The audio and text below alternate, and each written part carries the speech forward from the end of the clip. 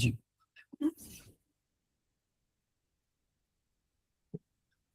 Child conservation foundation और राष्ट्रीय सेवा भारती के साथ प्रति सप्ताह यानी लगभग 6 वर्षों से अनवरत चलने वाली हमारी ये 304वीं वेबिनार है, 304 वेबिनार। आप सभी का हार्दिक स्वागत है। हम बच्चों और महिलाओं के संबंधित विषयों पर अपने विषय विशेषज्ञों के द्वारा कोई ना कोई ऐसा महत्वपूर्ण विषय लेकर के आते हैं जो समाज के लिए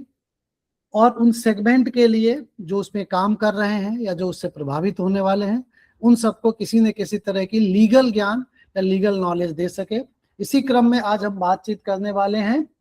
महिलाओं के अधिकारों को लेकर के, protection of women under new criminal laws. तो अगर हम बात करें, भारतीय संविधान ने विभिन्न कानूनों के माध्यम से बच्चों और महिलाओं के अधिकारों को इंटैक्ट करने के लिए समय समय पर विभिन्न कानून बनाए हैं, चाहे हम उसमें बीएनएस की बात करें, बीएनएसएस की बात करें, डोमेस्टिक वायलेंस की बात करें, प्रोटेक्शन ऑफ सेक्सुअल ऑफेंस की बात करें, या सेक्सुअल मिसकंडक्ट की बात करें, वर्क प्लेस पर मिसकंडक्ट की बात करें। ऐसे बहुत सारे कानून हैं जो ये बताते हैं कि किसी महिला से अगर बातचीत करनी है तो पुलिस अधिकारी कब कर सकता है, किसी महिला को अरेस्ट करना है तो किन परिस्थितियों में अरेस्ट नहीं किया जा सकता है। तो ये बहुत सारी चीजें हैं जो हमें कानून के माध्यम से संविधान ने विभिन्न समय समय पर इन सारे कानूनों में संशोधन करके हम समाज के सामने एक बेहतर कानून रखने का प्रयास करते रहे हैं। इसी कड़ी में आज हम बात करने वाले हैं। हमारे साथ जुड़ी हुई हैं डॉक्टर कल्पना भारद्वाज, प्रिंसिपल हैं गवर्नमेंट लॉ कॉलेज नर्मदापुरम में, BSc, LLB, LLM, UGC net qualified PhD है मैम। बहुत लंबा अनुभव है मैडम का प्रशिक्षण को लेकर के, कानून के खास करके कानूनी विषयों को। आप हरि सिंह गौर यूनिवर्सिटी में भी रही हैं, बरकतुल्ला में रही हैं, अटल बिहारी वाजपेयी में आपने अपनी सेवाएं दी हैं। 30 से अधिक शोध पत्र और रिसर्च आपके अंडर में लोगों ने किया है। आपने बहुत सारे बच्चों की पीएचडीज भी कराई है। तो बड़ी विनम्रता के साथ मैं मैडम से निवेदन करता हूँ, आज का जो हमारा विषय है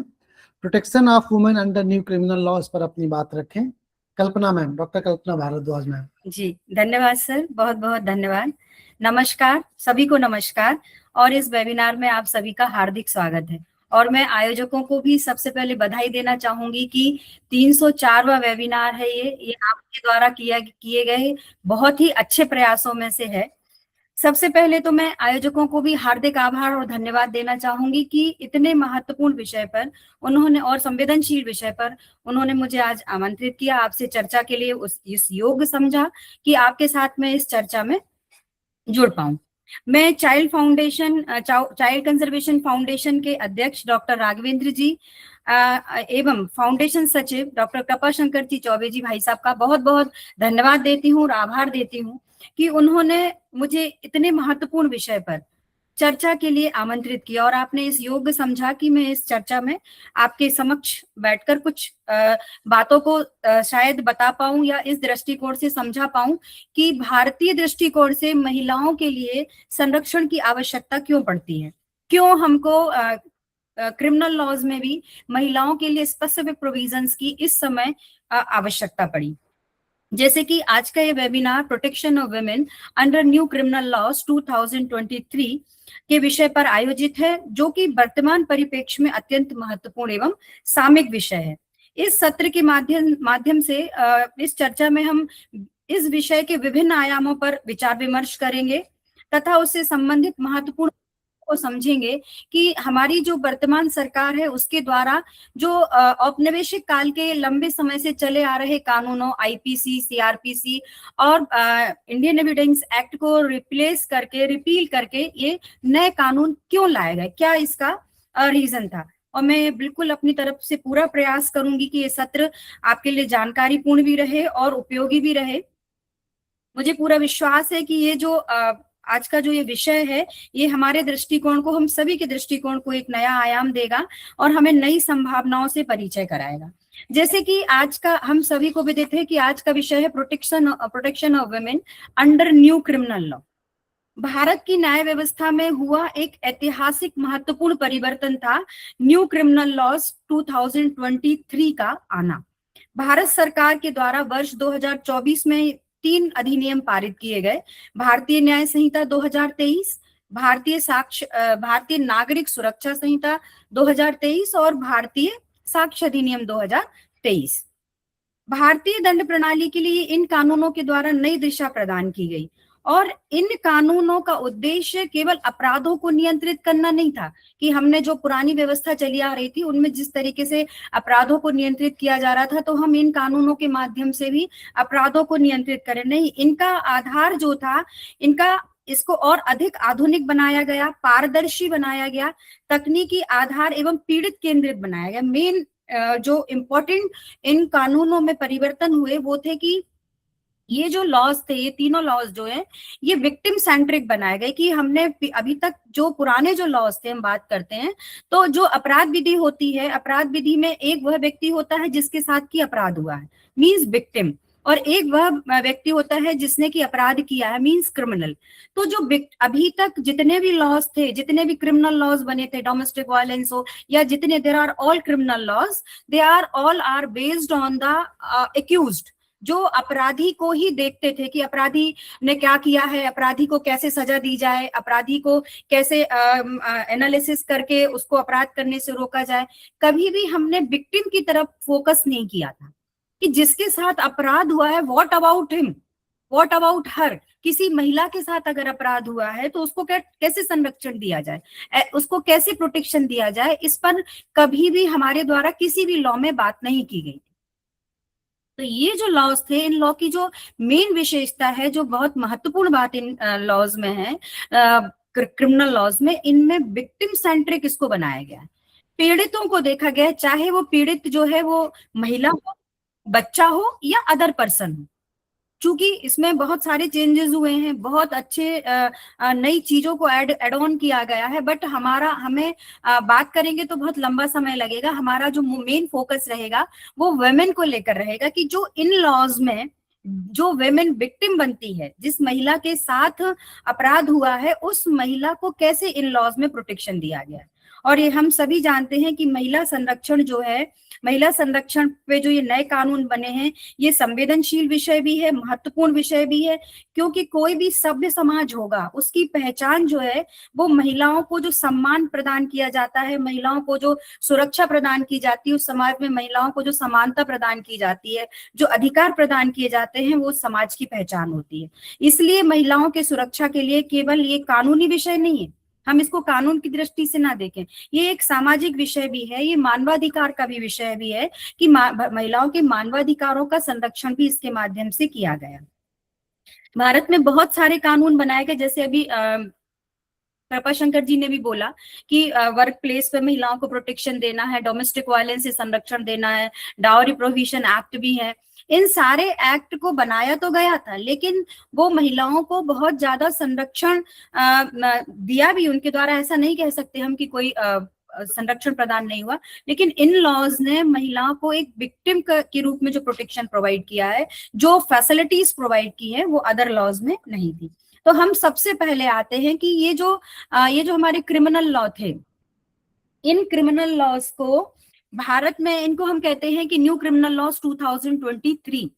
भारत में 1 जुलाई 2024 से इन क्रिमिनल लॉज को लागू किया गया था। बनने को ये 2023 में पारित भी हो गए थे, लेकिन इनका जो लागू, इनका जो इम्प्लीमेंटेशन हुआ, कोई भी लॉ तब इम्प्लीमेंटेशन होता है जब उसको शासन के द्वारा मंजूरी मिलती, नोटिफिकेशन होता है। तो 1 जुलाई 2024 से ये तीनों कानून, भारतीय न्याय संहिता BNS 2023, भारतीय नागरिक सुरक्षा संहिता BNSS 2023 और भारतीय साक्ष्य अधिनियम BSA 2023।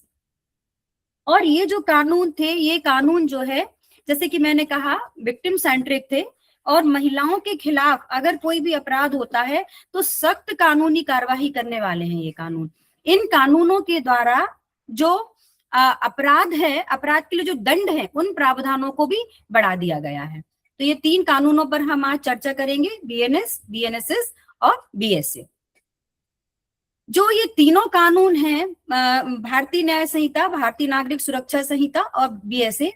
इन कानूनों में अभी अगर हम इनको संयुक्त रूप से देखते हैं तो इन कानूनों में बहुत सारे परिवर्तन पुराने कानूनों की तुलना में महिलाओं के लिए प्रदान किए गए। जैसे कि भारतीय न्याय संहिता जो 2023 है, उसमें पहले भी महिलाओं से संबंधित प्रावधान थे, परंतु इस अधिनियम के अंतर्गत महिलाओं से संबंधित अपराधों को केवल एक चैप्टर, अध्याय 5 में उसमें एड ऑन कर दिया गया। उस अध्याय 5 में महिलाओं से संबंधित सारे अपराधों की बात की गई कि कौन कौन से अपराध जो है, वो पूरा जो अध्याय है वो महिला और बच्चों के खिलाफ होने वाले अपराधों को है, जिसको 4 या 5 भाग में बांटकर उन्होंने महिलाओं और बच्चों के अधिकारों को संरक्षित किया गया है। इसमें एक और बात आई कि रेप का जो अपराध था, जो महिला के प्रति रेप का जो अपराध होता था, भारतीय दंड संहिता में भी उसके लिए दंड का प्रावधान था, लेकिन उस उधर पर जो एज लिमिट थी, वो एज लिमिट यहाँ पर जो है वो वहां कम थी कि अगर मान लीजिए गैंग रेप होता, गैंग रेप के लिए एक्चुअली उस अधिनियम में स्पेसिफिक प्रोविजन नहीं था। उच्चतम न्यायालय के द्वारा न्यायिक निर्णयों के माध्यम से गैंग रेप को अपराध बताया गया था और स्पेसिफिक कोई दंड, लेकिन यहाँ पर धारा 70 के अधीन भारतीय दंड न्याय संहिता में धारा 70 जो है उसमें उन्होंने गैंग रेप, जो सामूहिक बलात्कार होता है, उसके लिए भी सजा का कठोर प्रावधान कर आजीवन कारावास, जब तक व्यक्ति का पूरा प्राकृतिक रूप से वो जीवित है वो उतना कारावास, और मृत्यु दंड की उसको सजा दी गई। जब हम भारतीय नागरिक सुरक्षा संहिता की बात करते हैं तो उसमें जो सम्मन्स किए जाते हैं, अगर किसी व्यक्ति को कॉल करना है तो न्यायालय की 2 प्रक्रियाएं होती हैं, सम्मन और वारंट। वारंट से हम अरेस्ट कर लेते हैं और सम्मन से किसी को कॉल किया जाता है। जब हम सम्मन करते हैं किसी भी व्यक्ति को, तो जो सम्मन की जो तामील होती है, उस तामील में अगर वो व्यक्ति जो है घर पर नहीं मिलता, तो पुरानी संहिता में ये प्रावधान था कि किसी वयस्क मेल पुरुष के द्वारा जो है कि मेल पुरुष पर उसकी तामील होती थी, जो जिसमें महिला को वयस्क सदस्य में काउंट नहीं किया जाता था, लेकिन वर्तमान में उन्होंने एडल्ट वर्ड यूज कर दिया कि वयस्क शब्द का प्रयोग कर दिया है। अब इसमें इन कानूनों में और सुधार हुए कि जो बलात्कार से संबंधित अपराध हैं या ऐसे ऑफेंसेस जो सेक्शन 64 से स्टार्ट होकर पूरे 92 तक चलते हैं भारतीय न्याय संहिता में, जो महिलाओं से संबंधित अपराध हैं, उन अपराधों में जो जांच होगी, वो जो इन्वेस्टिगेशन पुलिस के द्वारा की जाएगी, वो पूरी ट्रांसपेरेंसी के साथ की जाएगी, और जो विक्टिम होगी, जो महिला होगी, उसको बकायदा उसकी day to day information police अधिकारी के द्वारा दी जाएगी और उसको 90 दिन के अंदर उस चीज की सूचना भी प्रदान की जाएगी कि क्या उसके केस की अपडेटेड है। और ऑडियो वीडियो के माध्यम से भी ये सुनिश्चित कर दिया गया है कि ऑडियो वीडियो के माध्यम से भी अगर महिला के बयान रिकॉर्ड स्टेटमेंट आने हैं तो रिकॉर्ड होगा। उसको जरूरी नहीं है कि आप पुलिस स्टेशन बुलाइए, जरूरी नहीं है कि उस महिला से पूछताछ की जाए। अगर वो महिला कंफर्टेबल नहीं है और वो चाहे तो अपने घर पर अपने परिजनों की उपस्थिति में अगर वो देना चाहे तो वो भी वहां पर कर सकती है। इसके लिए एक मैंडेटरी प्रोविजन ये किया गया है कि जब भी किसी महिला का स्टेटमेंट रिकॉर्ड होगा तो वो किसी महिला मजिस्ट्रेट की उपस्थिति में ही होगा। अगर कोई महिला मजिस्ट्रेट नहीं है, किसी कारणवश महिला मजिस्ट्रेट का होना संभव नहीं है, और अगर कोई पुलिस मजिस्ट्रेट उस बयान को रिकॉर्ड कर रहा है तो किसी महिला की उपस्थिति में ही उसको रिकॉर्ड किया जाएगा। इन शॉर्ट, इस अधिनियम में ये कहा गया है कि कोई भी जो महिला होगी, उस महिला को आप, उस विक्टिम को आप क्या कर रहे हो, एक कंफर्टेबल एनवायरनमेंट जो है वो प्रोवाइड करिए। दूसरी चीज कि जो जब कोई भी रेप विक्टिम होगा, कोई भी सेक्सुअल ऑफेंस की विक्टिम होगी, तो वो जो मेडिकल रिपोर्ट होगी वो अब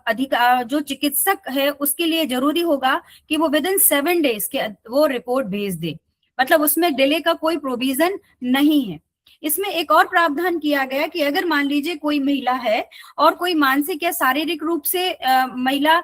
मेंटली अगर डिस्टर्ब है, मेंटली डिस्टर्ब नहीं भी है, और अगर वो अपनी सहमति देती है कि वो अपने निवास से ही क्या करेगी, अपने स्टेटमेंट देगी, तो पुलिस अधिकारी को उसके निवास पर जाना पड़ेगा और उसकी अनुमति से उसके स्टेटमेंट को रिकॉर्ड करना पड़ेगा। एक और प्रोविजन इन अधिनियमों में जोड़ा गया कि अगर मान लीजिए कोई ऐसा कोई ऑफेंस हुआ है उस महिला के साथ जो सेक्सुअल ऑफेंस है, रेप है, या महिला से को कोई शारीरिक उत्पीड़ना दी गई है, तो उस महिला को किसी भी प्राइवेट और गवर्नमेंट हॉस्पिटल में तुरंत इमीडिएट तत्काल उसको उपचार प्रदान किया जाएगा। कोई भी सरकारी या प्राइवेट हॉस्पिटल उसको इलाज देने से मना नहीं कर सकता।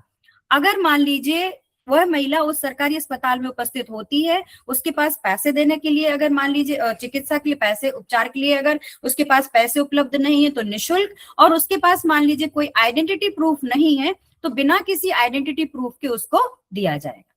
ये इन तीनों संहिताओं से जुड़े हुए ये कॉमन प्रोविजन थे। अब हम बात करेंगे विस्तार से एक एक संहिता की। जैसे कि फॉर एग्जाम्पल हमने सबसे पहले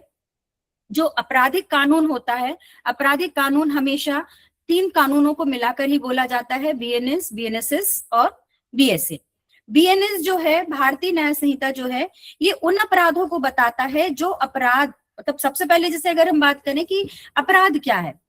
व्हाट इज क्राइम, तो हमारे यहाँ कानून की भाषा में, चूंकि मैं लॉ स्टूडेंट ही हूँ, तो हमारे यहाँ कानून की भाषा में ये कहा जाता है कि in an act and omission which is prohibited by law and punishable by law, वो एक अपराध है। मतलब एक कोई ऐसा कार्य या लोग जिसको कि विधि ने निषिद्ध किया है और निषिद्ध कर रोका है कि आपको ये काम नहीं करना है, और आप अगर करते हैं तो वो दंडनीय भी है, वो अपराध कहलाता है। तो कोई भी जो अपराध होंगे, जितने भी अपराध होंगे, वो सारे के सारे अपराध भारतीय न्याय संहिता में दिए जाएंगे कि वो अपराध कौन सा काम है जो अपराध की श्रेणी में आएगा और उसके लिए कितना दंड होगा, ये इसमें दिया गया है। इसके अलावा इस संहिता में और किसी भी बात की बात नहीं की गई है। लेकिन जब हम बीएनएसएस की बात करते हैं, भारतीय नागरिक सुरक्षा संहिता की बात करते हैं, तो भारतीय नागरिक सुरक्षा संहिता ये बताती है कि ये जो बीएनएस के अपराध हैं, भारतीय न्याय संहिता के जो अपराध हैं, इन अपराधों में जो अपराधी है उसको दंड किस प्रक्रिया के तहत दिया जाएगा। तो जो हम महिलाओं के संरक्षण की बात कर रहे हैं, उन बीएनएस ने तो बता दिया कि महिलाओं को ये प्रोटेक्शन देना है, पर मान लीजिए कोई उन प्रावधानों का उल्लंघन करता है, वो संरक्षण प्रदान अगर मान लीजिए कोई नहीं करता है, तब फिर क्या होगा। तो बीएनएसएस में वो प्रोसीजर दी गई है, वो प्रक्रिया दी गई है कि किस प्रक्रिया के तहत इन अपराधों के लिए, इन अपराधियों के लिए दंडित किया जाएगा। तो बीएनएस भारतीय न्याय संहिता के अधीन जो अपराध महिलाओं से संबंधित दिए गए हैं, सबसे पहले सेक्शन 63 में रेप दिया गया है, और बलात्कार के लिए धारा 64 में पनिशमेंट दिया गया है। जैसे कि मैंने इसके पहले भी बताया कि ये गैंग रेप, सामूहिक बलात्कार, ये इंट्रोड्यूस हुई है नई सेक्शन, जो पहले भारतीय दंड संहिता में नहीं थी। उच्चतम न्यायालय के न्यायिक निर्णयों के माध्यम से गैंग रेप के लिए दंड के प्रावधान थे, पर किसी दंड विधि में नहीं था, तो ये गैंग रेप को इसमें इंक्लूड किया गया है। स्टॉकिंग, दृश्यपरिता और सेक्सुअल हरासमेंट के लिए एक एक्ट अलग से बना था, लेकिन भारतीय दंड संहिता में सेक्सुअल हरासमेंट के बारे में कोई प्रावधान नहीं था, जो सेक्शन 74 और 75 में इसमें इंट्रोड्यूस किया गया कि सेक्सुअल हरासमेंट क्या होगा। दूसरी चीज कि इस अधिनियम के अधीन धारा 80 से लेकर 87 तक भी विमेन से संबंधित वो अपराधों का प्रावधान किया गया है जिन अपराधों में विक्टिम के रूप में उसको संरक्षण की आवश्यकता होती है। All sexual offences relating to women. Domestic violence act हमारे यहाँ बनाया गया है, लेकिन भारतीय न्याय संहिता में डोमेस्टिक वायलेंस को और क्रूरता को धारा 85 और 86 के अधीन परिभाषित किया गया। इसमें उन्होंने बताया कि अगर मान लीजिए किसी महिला का कोई उसका पति, नातेदार, रिश्तेदार महिला के साथ किसी भी प्रकार का अमानवीय व्यवहार करते हैं, या महिला के साथ कोई ऐसा व्यवहार करते हैं जो जेस्चर भी, इवन ऐसा नहीं कि सिर्फ उसके लैंग्वेज के थ्रू, अगर मान लीजिए उसको मेंटली टॉर्चर भी किया जाता है, तो क्रूअलिटी और डोमेस्टिक वायलेंस में उनको उसका प्रावधान दिया है सेक्शन 85 एंड 86। तो पूरा का पूरा जो अध्याय 5 है, जो चैप्टर 5 है, वो भारतीय न्याय संहिता का वो महिलाओं से संबंधित अपराधों के बारे में उनको संरक्षण प्रदान करने की बात करता है। और ऐसे 2 या 3 ऑफेंसेस जो हैं, जो न्यूली एडेड ऑफेंसेस हैं महिलाओं से संबंधित, जो पहले भारतीय दंड संहिता में नहीं थे। इन अपराधों को जब हम डिटेल में पढ़ते हैं तब हम ये देखते हैं, चूंकि इतना समय नहीं है कि इन अपराधों की विस्तृत चर्चा की जाए, लेकिन जब हम इन अपराधों को डिटेल में देखते हैं तो हम ये देखते हैं कि ये जो भारतीय न्याय संहिता, ये जो अभी नया अधिनियम आया है, इसमें इस तरीके से लैंग्वेज को यूज किया गया है, इस तरीके से लैंग्वेज डाली गई है कि महिलाओं को पूरी तरीके से संरक्षित किया जाए और उनको एक ऐसा एनवायरनमेंट दिया जाए जिससे कि जिस तरीके से पहले महिलाएं कंप्लेंट करने से डरती थी, बात सामने बताने से डरती थी, तो वो उनको एक प्रोटेक्टिव एनवायरनमेंट अधिनियम के द्वारा दिया गया। अब हम आते हैं जो दूसरा और बहुत महत्वपूर्ण अधिनियम, जिसमें बहुत ही महत्वपूर्ण परिवर्तन किए गए हैं, वो है बीएनएसएस 2023, भारतीय नागरिक सुरक्षा संहिता 2023, जो सीआरपीसी, क्रिमिनल प्रोसीजर कोड, आपराधिक प्रक्रिया संहिता 1973 को रिप्लेस कर आया है। ये अधिनियम वो अधिनियम है जिस अधिनियम में वो प्रक्रिया बताई गई है, उस प्रोसीजर को के बारे में प्रोविजंस बताए गए हैं, जिन प्रोविजंस के माध्यम से हम महिलाओं से रिलेटेड जो ऑफेंसेस हुए हैं उन ऑफेंसेस में उनको हम प्रोटेक्ट कर सकें। तो सबसे पहले अगर मैं बात करती हूं, तो जब भी किसी महिला के साथ कोई अपराध होता है तो उस अपराध से संबंधित शिकायत, कंप्लेंट, जिसको कि हम कानून की भाषा में FIR बोलते हैं, इंफॉर्मेशन रिपोर्ट, वो दर्ज की जाती है। अब अभी तक ये प्रावधान था कि जब भी कोई भी FIR होगी, जब भी कोई भी अपराध होगा, तो जो क्षेत्राधिकार वाला थाना होगा उस क्षेत्राधिकार वाले थाने में ही वो अपराध की प्राथमिकी, फर्स्ट इंफॉर्मेशन रिपोर्ट, प्रथम इत्तला सूचना जो है वो दर्ज की जाएगी। लेकिन इस अधिनियम के द्वारा BNSS 2023 ने ये बोला कि अगर मान लीजिए महिलाओं से संबंधित जो ऑफेंसेस होते हैं 64 से लेकर 92 तक, महिलाओं से 64, 65, 67, 70 जो भी महिलाओं से संबंधित अपराध होंगे, बिना किसी क्षेत्राधिकार को देखे वो रिपोर्ट जो है, FIR जो है वो दर्ज की जाएगी, तुरंत दर्ज की जाएगी। इवन उस महिला को ये अधिकार दिया गया है कि अगर उसको ये डर है कि वो थाने में जाएगी तो थाना ना जाकर, पुलिस स्टेशन ना जाकर, वो महिला जो है EFIR भी फाइल कर सकती है। 0 FIR का कंसेप्ट जो है वो हमारे यहाँ Damini rape and murder case, जो दिल्ली का जो रेप एंड मर्डर केस हुआ था, उस केस में जो जुरिडिक्शन को लेके जब बात हुई तो उच्चतम न्यायालय ने 0 FIR का कंसेप्ट जो है वो डेवलप कर दिया था। और उच्चतम न्यायालय का ये कहना था कि अगर क्षेत्राधिकार में नहीं भी है, लेकिन चूंकि वो ऑफेंस महिला से रिलेटेड होता है तो आपको उसको दर्ज करना होगा। एक्चुअली होता क्या है, हो सकता है आप सभी को जानकारी भी हो कि जब FIR दर्ज होती है तो सपोज मान लीजिए हम सिविल लाइन थाने में जाते हैं, हमारा ऑफेंस जो है वो सिविल लाइंस में ना होकर सदर में हुआ है, पर अगर आप सिविल लाइन थाने में जाते हैं तो पुलिस अधिकारी दर्ज करने से मना कर देता था कि नहीं नहीं आप हमारे क्षेत्राधिकार के नहीं है। लेकिन जब से ये 0 FIR आया है तो पुलिस अधिकारी को उस FIR क्रमांक को 0 देते हुए और उसको दर्ज करना पड़ेगा। मतलब चाहे वो किसी भी जुरिडिक्शन का हो, दर्ज करके उसको उस थाने के लिए पूरी प्रक्रिया के साथ फॉरवर्ड करना पड़ेगा। और इस 0 FIR के में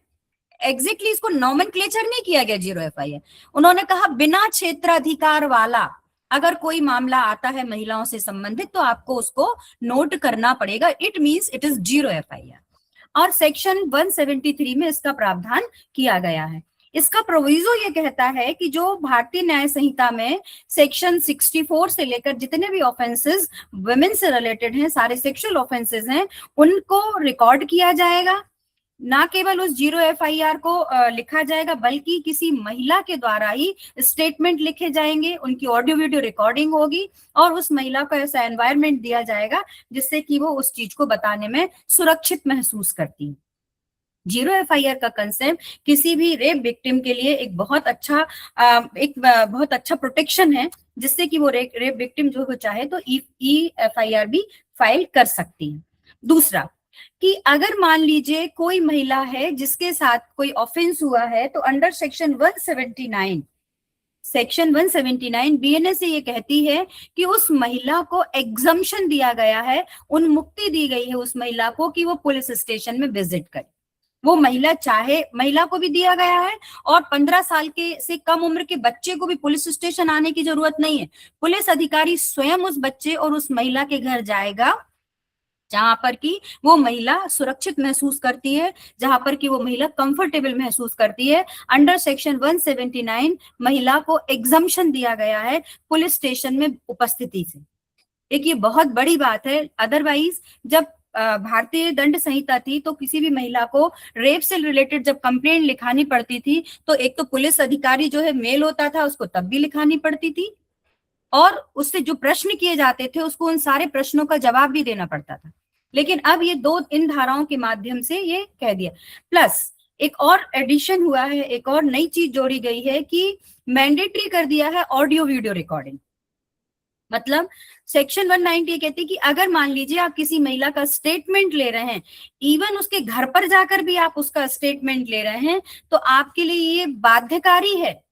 इट इज मैंडेटरी। मतलब अगर आप ऐसा नहीं करते हैं तो आपने प्रक्रिया का उल्लंघन किया है, ऐसा माना जाएगा। तो आपको ऑडियो वीडियो क्या करना है, रिकॉर्डिंग करना है उस महिला के स्टेटमेंट। ऐसे ही कोई पुलिस अधिकारी जाके कोई भी प्रश्न पूछकर अब नहीं लिख सकता। वो उस महिला से सम्मानजनक प्रश्नों को सम्मानजनक तरीके से पूछते हुए ही उसके कथन जो है, उसके स्टेटमेंट को रिकॉर्ड करेगा। और ना केवल वो लिखित कथन होंगे, किसी महिला अधिकारी के द्वारा लिखे जाएंगे,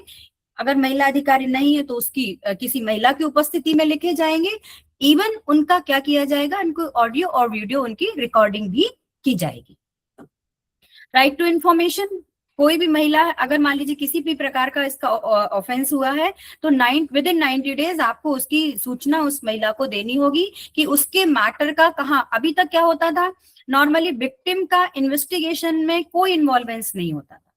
अपराध हुआ है, उसके बाद अपराध में उसने कंप्लेंट की है, उसकी शिकायत कहाँ तक पहुंची है, क्या पहुंची है, पुलिस कहाँ इन्वेस्टिगेशन कर रहा है, कैसे पुलिस डायरी मेंटेन कर रहा है, पुलिस रिपोर्ट सबमिट की है कि नहीं, जो क्राइम सीन है वो क्राइम सीन पर गया है कि नहीं, जो विक्टिम से उनसे बात की है कि नहीं, सारी चीजें उसको उससे दूर रखा जाता था, डिबार्ट किया जाता था। लेकिन इन प्रेजेंट बीएनएसएस उन्होंने ये कहा है कि इन्वेस्टिगेशन में विक्टिम का इन्वॉल्वेंस पूरी तरीके से रहेगा। इवन आपको विक्टिम को इंफॉर्मेशन भी देनी पड़ेगी कि उसका केस का स्टेटस क्या है। इसके साथ ही जैसे हमने अभी फ्री मेडिकल केयर की बात की, सेक्शन 397 ऑफ बीएनएसएस,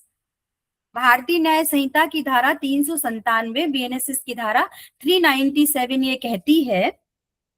कि अगर कोई भी महिला है, कोई विक्टिम है जो सेक्सुअल ऑफेंस की विक्टिम है, कोई भी sexual offence, not only rape, any sexual offence, उसके साथ मान लीजिए स्टॉकिंग हुई है, अगर मान लीजिए उस पर असॉल्ट हुआ है, या मान लीजिए उसकी लज्जा भंग करने के लिए कोई भी छोटा सा भी कोई भी एसिड अटैक हुआ है या कुछ भी होता है, तो उस महिला को निशुल्क चिकित्सीय सहायता प्रदान की जाएगी। और ये जो निशुल्क चिकित्सीय सहायता होगी, ये सहायता जो इसमें केस लॉज भी हैं जिनकी हम आगे इनको डिस्कस करेंगे, निपुण के केस में इन चीजों को बताया गया है। तो ये जो निशुल्क चिकित्सीय सहायता होगी, ये केवल गवर्नमेंट हॉस्पिटल्स में नहीं, ये प्राइवेट हॉस्पिटल्स में भी प्रोवाइड की जाएगी। इसके नियम क्या रहेंगे कि जो सेक्शन 64 से लेकर 64, 65, 67, 70, 74 ये जो ऑफेंसेस होंगे भारतीय न्याय संहिता के अधीन, इन ऑफेंसेस से पीड़ित अगर कोई महिला है तो उस महिला को, अगर वो किसी भी अस्पताल में जाती है, प्राइवेट और गवर्नमेंट, उस महिला को आपको फ्री मेडिकल प्रोवाइड करना है। जब वो महिला जाती है तो उससे आपको, अगर उसके पास कोई आइडेंटिटी नहीं है तो उससे किसी भी प्रकार की कोई आइडेंटिटी नहीं मांगनी है, उसको प्रॉपर ट्रीटमेंट देते हुए इसकी इंफॉर्मेशन जो है वो आपको आगे फॉरवर्ड करनी है कि किसी महिला के साथ ये ऑफेंस हुआ है। और उस ऑफेंस, क्योंकि पहले क्या होता था कि कोई भी इस तरीके के मेडिकल ट्रीटमेंट देने के लिए रेडी नहीं होते थे कोई भी हॉस्पिटल, लेकिन अब ये मैंडेटरी कर दिया है कि चाहे प्राइवेट हॉस्पिटल हो या गवर्नमेंट हॉस्पिटल हो, आपको क्या करना है, उस महिला को देना। अब एक महत्वपूर्ण जो बात आती है वो आती है कि जब बीएनएसएस के अधीन केस रजिस्टर्ड हो गया, पुलिस स्टेशन में केस रजिस्टर्ड हो गया, पुलिस ने इन्वेस्टिगेशन भी कर ली, और उस इन्वेस्टिगेशन के बाद कोर्ट में पुलिस रिपोर्ट सबमिशन के बाद जब वो कोर्ट में केस जाता है, तो उस केस में भी जो एडवोकेट्स होते हैं, जो अपोजिशन के लॉयर्स जो होते हैं, वो महिलाओं से इस तरीके के प्रश्न पूछते हैं कि वो महिला जो है कंफर्टेबल फील नहीं करती, और कई बार महिलाएं जो है इस डर से भी कोर्ट में या पुलिस के पास जाने को अवॉइड करती है, और फैमिली भी इसी वजह से अवॉइड करती है। तो कोर्ट ने ये कहा, इस अधिनियम ने ये कहा कि इस तरीके के जो केसेस होंगे, इनकी प्रोसीडिंग होगी, it is in camera proceeding. Section 366 clause 2 ये कहता है कि विमेन से रिलेटेड जितने भी ऑफेंसेस होंगे, जो सेक्सुअल ऑफेंसेस होंगे, उनकी इन कैमरा प्रोसीडिंग होगी। इन कैमरा प्रोसीडिंग मींस कि जिस तरीके से जब आप किसी कैमरे में कोई पिक्चर खींचते हो तो इट्स योर चॉइस कि उस कैमरे में कितने पोर्शन को आपको कैप्चर करना है। एक व्यक्ति को कैप्चर करना है, 2 लोगों को कैप्चर करना है, 4 लोगों के ग्रुप को कैप्चर करना है, बैकग्राउंड में क्या लेना है, ये इट्स योर चॉइस, आपके पास ये ऑप्शन होता है कैमरे में। तो कोर्ट में भी इन कैमरा प्रोसीडिंग मींस कि जब महिलाओं से संबंधित ऑफेंसेस होंगे, सेक्सुअल ऑफेंसेस होंगे, तो जो ट्रायल होगा, जो विचारण होगा, वो एक बंद कमरे में होगा, एक ऐसे कमरे में होगा जहां पर कि सिर्फ विक्टिम, जजेस और एडवोकेट ही होंगे। अन्य कोई भी व्यक्ति की उपस्थिति जो है, बिना मजिस्ट्रेट की अनुमति के किसी भी व्यक्ति को वहां पर अनुमति नहीं रहेगी। अगर मान लीजिए कोई व्यक्ति उस केस में, कोई उस केस से संबंधित कोई व्यक्ति है, तो या महिला का कोई परिजन है या अपोजिशन का कोई परिजन है, तो वो महिला की सहमति के साथ न्यायालय की अनुमति से ही उस प्रोसीडिंग को देख पाएगा। तो अब इस तरीके से जो इन कैमरा प्रोसीडिंग होगी, उस इन कैमरा प्रोसीडिंग में कोई भी महिला जो है वो कंफर्टेबल फील करेगी, जवाब देने में उसको हेजिटेशन नहीं होगा और उसके अधिकारों का संरक्षण हो सकेगा कि उसके साथ जो ऑफेंसेस हुए हैं उन ऑफेंसेस के बारे में वो मजिस्ट्रेट को बताने के लिए फ्री रहेगी। यहाँ पर एक और चीज एड ऑन की गई है कि इसके लिए भी एक केस आया था, उसमें क्लियरली बोला था, उसके बाद ही अमेंडमेंट हुए, बिल्कुल क्लियरली बोला था कि जब इन केसेस की प्रोसीडिंग जो होगी वो कोई महिला जज ही करेगी। अगर पॉसिबल नहीं है महिला जज के लिए, 100% पहले ये कोशिश की जाएगी कि किसी महिला, जो इस तरीके के केसेस होंगे जो विमेन से रिलेटेड होंगे, जिनमें विमेन को प्रोटेक्शन की जरूरत होगी, स्पेशली इन सेक्सुअल ऑफेंसेस, तो जो जज होंगे वो महिला जज ही होनी चाहिए। जब इसके बाद हम बात करते हैं कन्फेशन की। कोई भी व्यक्ति जो है वो कन्फेशन, अपना कन्फेशन, अपने अपराध की जब स्वीकृति करता है, तो सेक्शन 183 क्लॉज 6 ये कहता है कि अगर मान लीजिए कोई महिला जो है, जो इन ऑफेंसेस में अपनी कोई बात किसी मजिस्ट्रेट को बताना चाहती है, तो उसका जो कन्फेशन होगा वो भी किसी फीमेल मजिस्ट्रेट के द्वारा, महिला मजिस्ट्रेट के द्वारा ही रिकॉर्ड किया जाएगा अंडर सेक्शन 183 क्लॉज 6। किसी महिला मजिस्ट्रेट की अनुपस्थिति में किसी पुरुष मजिस्ट्रेट के द्वारा उस रिकॉर्ड को, उस स्टेटमेंट को की रिकॉर्ड जो है वो नहीं की जाएगी। इसके अलावा यहाँ तो हम बात कर रहे थे कि जो महिला विक्टिम है उसको क्या सेफगार्ड, लेकिन ऐसा नहीं है, समाज में हर तरीके की महिलाएं हैं, तो महिला अपराधी भी हो सकती है। तो अगर कोई महिला अपराधी है तो सिर्फ इस वजह से कि उस महिला के द्वारा अपराध किया गया है, उसकी अस्मिता या उसकी किसी अस्तित्व पर कोई प्रश्न चिन्ह नहीं लगाया जा सकता और उसके साथ किसी भी प्रकार का मिसबिहेव करने का राइट किसी को नहीं मिल जाता। जैसे कि Madhukar Narayan Mardikar versus state of Maharashtra के केस में सुप्रीम कोर्ट ने कहा कि अगर कोई प्रोस्टिट्यूट है तो सिर्फ इसलिए कि वो महिला प्रोस्टिट्यूट है, आपको उसकी इंसल्ट करना या उसकी बेइज्जती करने का राइट नहीं मिल जाता। तो सेम एज अगर कोई महिला क्रिमिनल है, कोई अपराधी है, तो इसका मतलब ये नहीं है कि उसके पास इस अधिनियम के अधीन संरक्षण नहीं है। महिलाओं की जो गिरफ्तारी होगी, कोई महिला अपराधी है तो उसकी गिरफ्तारी के लिए भी प्रावधान किया गया है सेक्शन 43 क्लॉज 5, 46, 51, 53 क्लॉज 2, 7। इन सब धाराओं में ये कहा गया है कि अगर किसी महिला के द्वारा कोई अपराध किया जाता है तो उस महिला की जो गिरफ्तारी जो होगी वो किसी महिला पुलिस अधिकारी के द्वारा होगी, और अगर कोई महिला पुलिस अधिकारी उस समय उपलब्ध नहीं है तो किसी महिला की उपस्थिति में होगी। सूर्यास्त के बाद और सूर्योदय से लेकर विशेष परिस्थितियों में ही किसी महिला को अरेस्ट किया जाएगा, अन्यथा किसी महिला को अरेस्ट नहीं किया। आफ्टर सनसेट और बिफोर सनराइज, सूर्यास्त से लेकर सूर्योदय तक किसी भी महिला अपराधी की गिरफ्तारी, किसी भी महिला की गिरफ्तारी नहीं होगी। और अगर धारा 51 कहती है कि किसी भी महिला की गिरफ्तारी, किसी भी महिला की अगर आपने अरेस्ट करके उसकी तलाशी ले रहे हैं तो वो तलाशी महिला अधिकारी, पुलिस अधिकारी द्वारा और उस महिला के द्वारा भी पूरी शिष्टता के साथ ली जाएगी, जिससे कि उसकी किसी भी प्रकार से उसको परेशानी ना हो। फिर उसके बाद जब किसी महिला को गिरफ्तार किया जाता है तो उसका मेडिकल भी, उसकी चिकित्सीय परीक्षा भी अगर की जानी है तो उसकी चिकित्सीय परीक्षा जो है, महिला जो ऐसा कोई चिकित्सा व्यवसायी, कोई चिकित्सा अधिकारी, कोई पर्यवेक्षक जो महिला होगी उसके द्वारा ही किया जाएगा। और दूसरी चीज, एक अन्य बात, बहुत इंपॉर्टेंट चीज, कि सेक्शन 72 ये कहती है कि अगर मान लीजिए कोई महिला है और उससे संबंधित इस तरीके के कोई अपराध हुए हैं तो उन अपराधों का पब्लिकेशन नहीं होगा। और उनकी पहचान जो है वो सार्वजनिक नहीं की जाएगी। जैसे मान लीजिए अगर पेपर में न्यूज देनी है या कहीं पर उस चीज का प्रकाशन होना है तो एक्स और वाई करके उस के बारे में बात की जाएगी। ऐसे नहीं किया जाएगा कि उस महिला का नाम देते हुए हमेशा उसकी पहचान जो है वो सुरक्षित रखी जाएगी। और अगर किसी ने उसकी पहचान को प्रकाशित कर दिया है, किसी ने उसकी पहचान को पब्लिक कर दिया है, तो वो एक दंडनीय अपराध माना जाएगा और उसके लिए दंड का प्रावधान किया गया है। जैसे कि मैंने बताया कि जो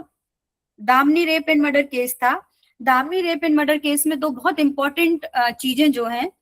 वो आई थी महिलाओं की सुरक्षा को लेकर, और उसमें वो वही चेंजेस हमने भारतीय नागरिक सुरक्षा संहिता में भी देखे हैं, जिनकी हम इसके पहले भी बात कर चुके हैं कि जो भी विक्टिम होगी उसकी प्राइवेसी को पूरी तरीके से प्रोटेक्ट किया जाएगा। तो कोर्ट ने ऑर्डर किया कि इन कैमरा प्रोसीडिंग होगी, किसी भी तरीके बंद कमरे में उसकी प्रोसीडिंग होगी और विक्टिम की प्राइवेसी को, विक्टिम पीड़ित की एकांतता के अधिकार को सुरक्षित रखा जाएगा। जो स्टेटमेंट होगा रेप विक्टिम का, वो जो रिकॉर्ड होगा वो जुडिशियल मजिस्ट्रेट के द्वारा किया जाएगा, और जो जुडिशियल मजिस्ट्रेट विमेन नहीं होना चाहिए, महिला ही होना चाहिए, ये अनिवार्य कोर्ट के द्वारा कर दिया गया। जो अभी हम बात कर रहे थे कि जो महिला है वो शारीरिक अपराध, कोई सेक्सुअल ऑफेंसेस से अगर मान लीजिए वो महिला पीड़ित हुई है तो उसके लिए केस भी आ चुका है, एसबी वर्सेस स्टेट में दिल्ली हाई कोर्ट ने प्रिंसिपल्स लेट डाउन किए थे। दिल्ली हाई कोर्ट ने बहुत सारे गाइडलाइंस दी थी, जिन गाइडलाइंस में जो थोड़ी देर पहले भी मैंने बात की कि इन गाइडलाइंस में बिल्कुल क्लियर कहा गया था कि ये गाइडलाइंस जो है for private medical hospitals and government hospital दोनों पर लागू होगा, बोथ। पॉक्सो का भी अगर कोई मामला है, बच्चों से संबंधित भी, अगर बच्चों के सेक्सुअल ऑफेंस का भी कोई मामला आता है, बच्चों के साथ भी अगर कोई यौन अपराध हुआ है, एसिड अटैक हुआ है, किसी महिला के साथ अगर अपराध हुआ है, तो गवर्नमेंट और प्राइवेट दोनों अस्पतालों को मुफ्त उपचार देना पड़ेगा, प्राथमिक चिकित्सा देनी पड़ेगी, जो ट्रीटमेंट, सर्जरी है, जो भी मेंटल उनको काउंसलिंग है, परामर्श है, सारी चीजें उनको देनी पड़ेगी विदाउट एनी आइडेंटिफिकेशन कि आप अपना आईडी दिखाइए, आपके पास पहचान पत्र है कि नहीं। आप ये सब चीजों की डिमांड नहीं कर सकते। और अगर कोई हॉस्पिटल इन सब चीजों से इनकार करता है तो भारतीय नागरिक सुरक्षा संहिता बीएनएसएस की सेक्शन 397 उसके लिए दंडनीय बताता है कि ये जो है क्या होगा, दंडनीय होगा। जैसे कि अभी मैंने बात की थी कि ये जो निपुण सक्सेना का जो केस था, इस केस में भी बहुत इंपॉर्टेंट चीजें आई थी कि निपुण सक्सेना के केस में इन कैमरा प्रोसीडिंग को भी बोला गया कि आपको इन कैमरा प्रोसीडिंग भी करना है रेप विक्टिम से रिलेटेड, जो प्रावधान अभी हम देख चुके हैं। इन केसेस के बाद बहुत सारे चेंजेस, देखिए अगर हम ये कहते हैं कि जो हमारे क्रिमिनल लॉज बने हैं, उन क्रिमिनल लॉज में कहीं ना कहीं पूर्व में दिए गए उच्चतम न्यायालय के महत्वपूर्ण निर्णयों को भी परिलक्षित होते हुए हम देख सकते हैं। जो आपराधिक जो न्यू क्रिमिनल लॉज आए हैं, उन न्यू क्रिमिनल लॉज में बहुत सारे ऐसे प्रोविजंस जो पुराने अधिनियमों में नहीं थे, लेकिन उन पर उच्चतम न्यायालय के द्वारा केसेस डिसाइड हो चुके थे। तो जब तक उन पर कानून नहीं बनता है तो लोग सीरियसली नहीं लेते हैं। तो उन केसेस का, उन इम्पोर्टेंट केसेस के जो प्रिंसिपल लेट डाउन हुए थे वो इनमें परिलक्षित होते हैं, इन अधिनियमों में परिलक्षित होते हैं। इसके बाद हम आते हैं बीएसए पे, अपना भारतीय साक्ष्य अधिनियम। भारतीय साक्ष्य अधिनियम जो है, जैसे कि मैंने बताया तभी थोड़ी देर पहले हम चर्चा कर रहे थे कि भारतीय न्याय संहिता, भारतीय न्याय संहिता के अधीन उन कानूनों को बताया, उन अपराधों को बताया गया है कि जो अपराध जो है उन अपराधों को किस तरीके से आप कंप्लीट मानेंगे और उनकी फिर प्रोसीजर जो है बीएनएसएस में। लेकिन जो भारतीय साक्ष्य अधिनियम है, वो भारतीय साक्ष्य अधिनियम जो है वो ये कहता है कि कौन से एविडेंसेस होंगे, क्योंकि जब कोर्ट में प्रक्रिया चलती है तो उस प्रक्रिया के दौरान, उस विचारण के दौरान, उस ट्रायल के दौरान महिला का सबसे ज्यादा हरासमेंट होता है। जो सेक्सुअल ऑफेंसेस होते हैं, उन सेक्सुअल ऑफेंसेस में कोई भी विक्टिम क्यों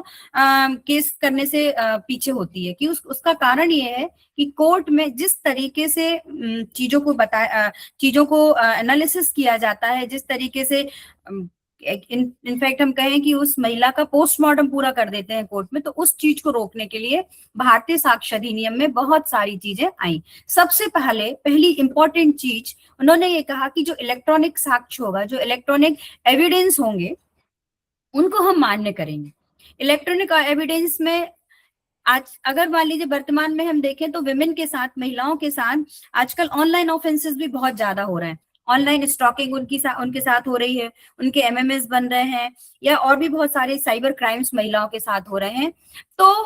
पहले क्या होता था कि इसको सेकेंडरी एविडेंस माना जाता था। पहले कोई मोबाइल की रिकॉर्डिंग है आपके पास, कोई चैट है अगर आपके पास, तो उसको प्राइमरी एविडेंस नहीं माना जाता था, उसको प्राथमिक साक्ष्य नहीं माना जाता था, उसको सेकेंडरी एविडेंस मानते हुए कंसीडर किया जाए ना किया जाए, इस चीज को था। लेकिन अब बीएससी ने बिल्कुल क्लियर कर दिया है अंडर सेक्शन 63 भारतीय साक्ष्य अधिनियम में कि जो डिजिटल रिकॉर्ड्स होंगे, चाहे वो ईमेल हो, सोशल मीडिया चैट हो, कॉल रिकॉर्ड्स हो, उन सबको प्राइमरी एविडेंस माना जाएगा, प्राथमिक साक्ष्य माना जाएगा, मतलब फर्स्टली, सेकेंडरी नहीं माना जाएगा उनको। इससे आसान हुआ प्रोसीडिंग में। दूसरा, अगर मान लीजिए कोई भी ऐसा ऑफेंस है, कोई भी ऐसा अपराध हुआ है और वो महिला, बहुत ज्यादा सेंसिटिव मामला है और वो महिला गवाही नहीं देना चाह रही है, तो अब ये भी वीडियो लिंक के जरिए भी अब उसकी एविडेंस को कोर्ट ने अलाउ किया है। कोर्ट के द्वारा ये कहा गया कि जैसे आज हम ऑनलाइन चर्चा कर रहे हैं, तो इस तरीके से कोर्ट ने अलाउ किया कि किसी भी महिला की जो गवाही होगी इन सेंसिटिव मामलों में, वो गवाही भी उसको क्या मिल जाएगी, ऑनलाइन लिंक भेजकर उसकी गवाही कर ली जाएगी और उसको बकायदा रिकॉर्ड पर लिया जाएगा और वो गवाही मान्य होगी, कंसीडर होगी। इससे महिला जो है सुरक्षित महसूस करती है। उसको जो हरासमेंट होता था कोर्ट में, जो स्ट्रेस होता था, सवालों के जवाब को जो उसको फेस करना पड़ता था, उससे उसको सुरक्षा प्रदान की गई भारतीय साक्ष्य अधिनियम के द्वारा। नेक्स्ट, एक और चीज जो है इधर पर रोकी गई कि अगर मान लीजिए कोई भी सेक्सुअल ऑफेंस होता है और उस सेक्सुअल ऑफेंस में जब विचारण चलता था, तो विचारण में बार बार उस महिला का प्रीवियसली क्या कंडक्ट था, उसका क्या चरित्र था, उस पर बहुत ज्यादा प्रश्न चिन्ह लगाया जाता था, बार बार उस पर सवाल उठाए जाते थे। इसको रोक दिया गया, प्रोहिबिट कर दिया गया है कि अगर मान लीजिए किसी महिला के साथ कोई सेक्सुअल ऑफेंस हुआ है और उस महिला के कैरेक्टर को लेकर किसी भी प्रकार का कोई प्रश्न चिन्ह अब उस विचारण के दौरान नहीं लगाया जाएगा कि इस महिला का कैरेक्टर ऐसा था इसलिए इसके साथ ये ऑफेंस हुआ है। इस पॉइंट को अब कोर्ट में विचारण के दौरान कोई भी अधिवक्ता अब उसको नहीं उठा सकता। तो एक उसके चरित्र पर जो प्रश्न चिन्ह लगाया जाता था, उसके चरित्र को जो क्वेश्चन मार्क लगा दिया जाता था, उससे भी उसको भारतीय साक्ष्य अधिनियम के माध्यम से संरक्षा प्रदान की। जब हम भारतीय साक्ष्य अधिनियम की बात करते हैं तो भारतीय साक्ष्य अधिनियम में, जैसे कि मैंने अभी बताया आपको कि कोई भी आपराधिक प्रकरण होता है, मैं इसलिए ये चीज थोड़ा सा बता रही हूँ कि हो सकता है यहाँ पर सुनने वाले सभी लोग आपराधिक प्रक्रिया से रूबरू ना हो। वैसे जैसे कि सर ने बताया बहुत सारे लोग जुड़े हुए हैं, वो सब समझते हैं, फिर भी कि जो भी क्रिमिनल मैटर होता है, आपराधिक प्रकरण होता है, उसमें हमेशा दो पक्ष होते हैं। एक वो पक्ष जो विक्टिम है और वो ये कह रहा है कि इस अपराधी के द्वारा अपराध किया गया है, मतलब दूसरा पक्ष जो अपोजिशन होता है, जिसको हम बोलते हैं प्रोसिक्यूशन। तो जो अभियोजन पक्ष होता है, अभियोजन पक्ष पर कभी भी सबूत का भार नहीं होता। फॉर एग्जाम्पल, किसी व्यक्ति के द्वारा ये बोला गया कि कोई मिस्टर ए जो हैं उन्होंने मेरे घर में चोरी की है और पुलिस ने उस मिस्टर बी को एक चोर के रूप में न्यायालय में प्रस्तुत किया, तो कभी भी उनके ऊपर सबूत का भार नहीं होता है कि वो ये साबित करे कि उसने अपराध नहीं किया। जिसने आरोप लगाया है, जिसने प्रत्यारोप लगाया है, वो ये साबित करता है कि उस व्यक्ति के द्वारा ये काम किया गया है। लेकिन in case of female offences, मतलब जो ये ऑफेंसेस महिलाओं के विरुद्ध होते हैं, इसमें बर्डन ऑफ प्रूफ जो है वो शिफ्ट हो जाता है। बर्डन ऑफ प्रूफ महिला पर नहीं होता। कोर्ट प्रिज्यूम कर लेती है, उपधारणा कर लेती, प्रिजम्पशन कर लेती है कि ये अपराध जो है किसी उस व्यक्ति के द्वारा किया होगा अगर किसी महिला ने शिकायत की है। तो ये हम 115 में, 117 में, 118 में, 120 में, इनमें दिया गया है ये कि जो ये प्रिजम्पशन होगा, उपधारणा की जाएगी, जैसे दहेज हत्या का मामला है, मान लीजिए डाउरी डेथ का मामला है, बलात्कार का मामला है, किसी महिला की सहमति का अगर अभाव था और उस महिला के द्वारा ये कहा जा रहा है कि मेरी सहमति नहीं थी, तो कोर्ट ये मानेगा कि मेरी सहमति नहीं थी। दहेज मृत्यु मान लीजिए उन्होंने कहा कि उपधारणा करेगा, दहेज मृत्यु की उपधारणा करेगा, तो वो दहेज मृत्यु के मामले में ये उपधारणा मानी जाएगी कि उस महिला की अगर 7 वर्ष के अंदर मृत्यु हुई है, तो दहेज हत्या में जो धारा 118 है वो ये कहती है कि आपके अगर किसी महिला की हत्या मृत्यु हुई है दहेज से, 7 वर्ष उसकी शादी को नहीं हुए थे, तो ये आपको ही साबित करना, मतलब पति के परिवार को ही साबित करना है कि ये दहेज हत्या का मामला नहीं है। कोर्ट ये उपधारणा करेगा, प्रिजम्पशन करेगा, बर्डन ऑफ प्रूफ शिफ्ट हो जाएगा यहाँ पर। ऐसे ही मान लीजिए धारा 117 ये कहती है कि अगर किसी महिला अगर उसके द्वारा आत्महत्या करवा दी गई है, आत्महत्या की गई है, तो यहाँ पर भी सबूत का जो भार होगा, बर्डन ऑफ प्रूफ जो है वो पति या उसके रिश्तेदारों को साबित करना पड़ेगा कि उनके द्वारा आत्महत्या के लिए उकसाया नहीं गया था। मतलब बर्डन ऑफ प्रूफ महिला से कहाँ शिफ्ट हो जाएगा, हस्बैंड और उसकी फैमिली पर।